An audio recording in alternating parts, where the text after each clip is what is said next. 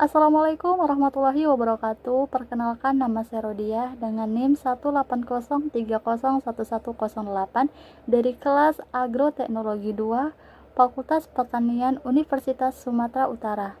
Di sini saya akan menjawab dua pertanyaan yang diberikan oleh dosen pengampu mata kuliah Pasca Panen dan Pengelolaan Hasil Pertanian. Bagaimana perkembangan ekspor dan sumbangan devisa produk kakao saat ini? Dengan melampirkan pustaka yang mendukung. Kakao merupakan salah satu komoditas perkebunan yang peranannya cukup penting bagi perekonomian nasional, khususnya sebagai penyedia lapangan kerja, sumber pendapatan, dan devisa negara. Perkembangan perkebunan kakao di Indonesia mengalami perkembangan yang cukup pesat dalam kurun waktu 20 tahun terakhir, di mana pada tahun 2015, luas areal perkebunan kakao tercatat seluas 1,72 juta hektar. Indonesia merupakan negara penghasil kakao terbesar ketiga dunia setelah Pantai Gading dan Ghana. Ditinjau dari segi produktivitas, Indonesia masih berada di bawah produktivitas rata-rata negara lain penghasil kakao. Selama ini, kakao lebih banyak diekspor dalam wujud biji kering kakao dibandingkan hasil olahannya, sehingga nilai tambahnya terhadap perekonomian sedikit.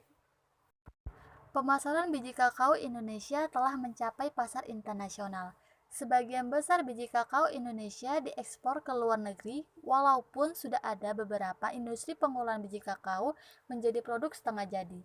Perkembangan ekspor biji kakao dari Indonesia relatif menunjukkan peningkatan dari tahun ke tahun, sehingga ini merupakan peluang bagi Indonesia untuk memperoleh pendapatan devisa dari komoditi ini. Hal yang sangat menentukan tiket harga di pasar internasional adalah mutu biji kakao.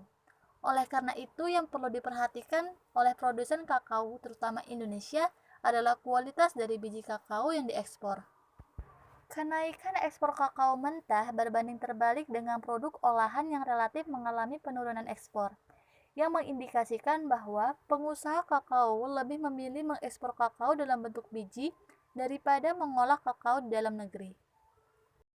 Berikut adalah lampiran pendukung dengan penulis Arif Maulana dan Fitri Kartiasi dengan judul Analisis Ekspor Kakao Olahan Indonesia ke 9 negara tujuan tahun 2000 sampai 2014 melalui Badan Pusat Statistik Kabupaten Hulu Sungai Tengah, Kalimantan Selatan.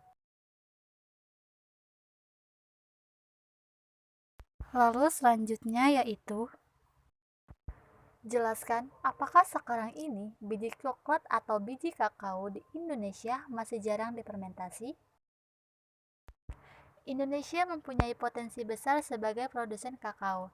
Saat ini, Indonesia menjadi produsen kakao terbesar kedua di dunia dengan produksi 720.862 ton. Kualitas biji kakao yang diekspor oleh Indonesia dikenal sangat rendah, berada di kelas 3.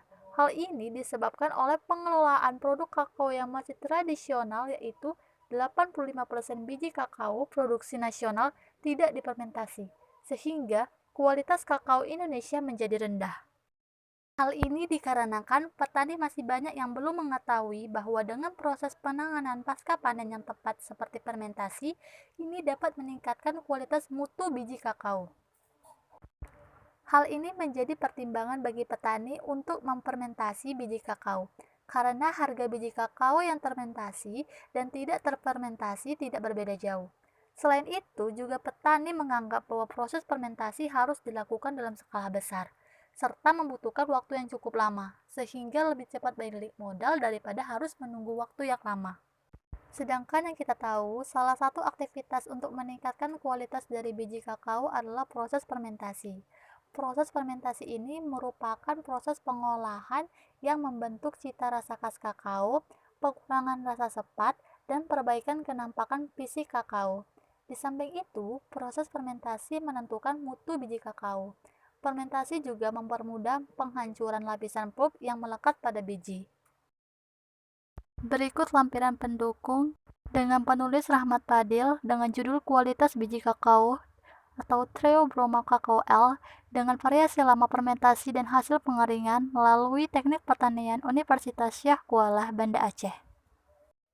Demikian penjelasan yang bisa saya sampaikan dalam menjawab pertanyaan yang diberikan oleh dosen mata kuliah pasca panen dan pengelolaan hasil pertanian.